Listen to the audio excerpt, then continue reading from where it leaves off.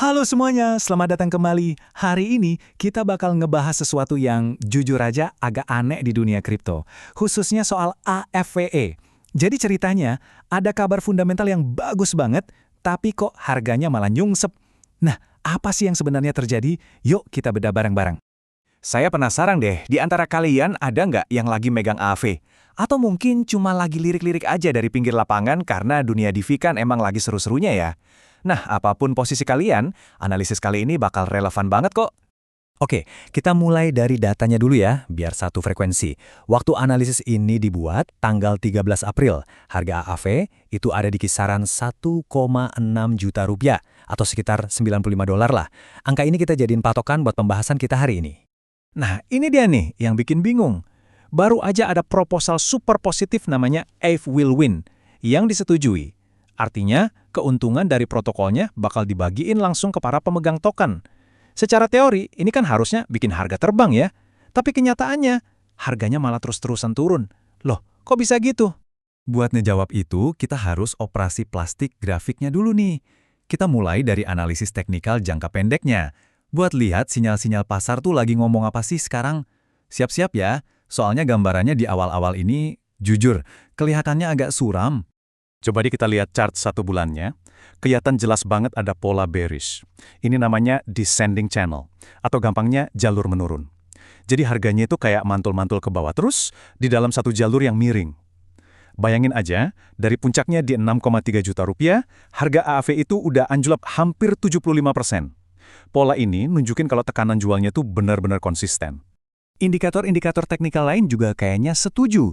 Harganya ada di bawah rata-rata pergerakan jangka pendeknya, itu udah sinyal jual. Terus Bollinger Bands-nya juga ngarah ke bawah. Nah, yang paling penting nih, coba perhatiin volumenya. Setiap kali ada kenaikan dikit, candlenya hijau, volumenya tuh tipis banget. Ini artinya para pembeli tuh kayak kurang percaya diri buat ngedorong harga lebih tinggi. Jadi, kalau kita rangkum dari berbagai kerangka waktu, gambarannya gini. Buat jangka panjang kayak mingguan dan bulanan, sentimennya jelas bearish. Tapi, di grafik harian, kita mulai lihat kondisi yang deket-deket oversold atau jenuh jual yang bisa aja memicu sedikit perlawanan dari pembeli. Bahkan kalau kita zoom in lagi ke 4 jam atau 1 jam, ada potensi buat mantul naik sementara. Nah, pantulan sementara ini yang sering banget disebut dead cat bounce. Istilahnya agak ngeri ya, tapi intinya itu cuma kenaikan harga sesaat setelah jatuh parah, tapi abis itu dia lanjutin lagi tren turunnya. Jadi jangan sampai terkecoh ya kalau tiba-tiba ada kenaikan kecil dalam beberapa hari ke depan. Terus kira-kira harganya bakal berhenti turun di mana? Area support kuat terdekat yang perlu banget kita pantau ada di rentang 1,47 juta sampai 1,55 juta rupiah. Zona ini, yang setara 85–90 dolar, itu penting banget, karena ini adalah area support historis dan juga pas banget di garis bawah pola descending channel yang tadi kita bahas. Eits, tapi kita juga harus siap sama skenario terburuknya.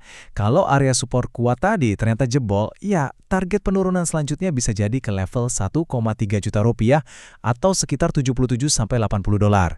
Ini level yang harus kita waspadai banget.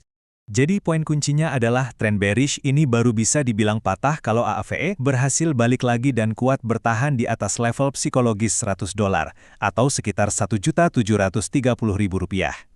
Sampai level itu berhasil direbut, kendali masih dipegang sama para penjual. Oke, setelah lihat gambaran jangka pendek yang lumayan bikin deg-degan, yuk kita geser ke pertanyaan yang lebih gede. Dengan semua ini, AAVE masih punya potensi nggak sih buat balik ke puncaknya di 6 juta rupiah? Nah, disinilah analisis fundamental jangka panjang jadi super penting. Biar realistis, coba kita lihat tabel ini. Buat nyampe 5–6 juta rupiah, skenario paling optimis atau bull case-nya butuh waktu sekitar 9–15 bulan. Itu pun ada syaratnya. Bitcoin harus tembus 120.000 dolar dan upgrade fee for AAVE sukses besar. Kalau skenario yang lebih biasa, mungkin targetnya di 3–4,8 juta dalam 12–18 bulan. Tapi, buat nyampe sana dalam 3 bulan ke depan, kayaknya hampir mustahil deh. Nah, ini dia inti dari paradoks AVV sekarang. Aksi harganya emang lagi ketinggalan kereta, tapi kalau kita intip dapur di baliknya, fundamental proyek ini tuh sebenarnya kuat banget. Kenapa kita bisa bilang fundamentalnya kuat? Pertama, AV ini rajanya di sektor pinjaman DeFi. Dia nguasain lebih dari setengah pasar dengan total nilai yang dikunci nyampe 25 miliar dolar. Gila kan? Kedua, mereka baru aja ngeluncurin upgrade besar V4. Dan ketiga, seperti yang kita bahas di awal, model pendapatan barunya bakal ngalirin keuntungan langsung ke pemegang token. Ini adalah pilar-pilar yang kokoh banget buat pertumbuhan jangka panjang. Baik, kita udah ngebahas analisis teknis jangka pendek dan potensi fundamental jangka panjangnya.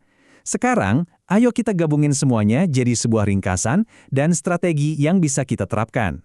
Berdasarkan analisis tadi, sebuah strategi yang masuk akal adalah dengan beli nyicil atau DCA di zona support kuat tadi, yaitu antara 1,47 juta sampai 1,6 juta.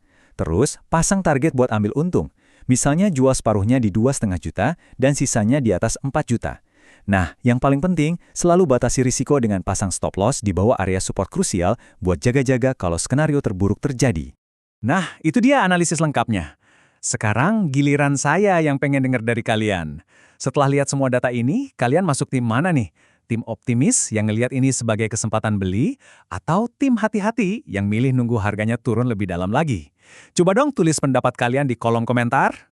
Kalau penjelasan kayak gini bermanfaat buat kalian, jangan lupa ya tekan tombol like dan subscribe. Nyalain juga lonceng notifikasinya, jadi kalian gak bakal ketinggalan update harian dari kami seputar dunia kripto dan saham.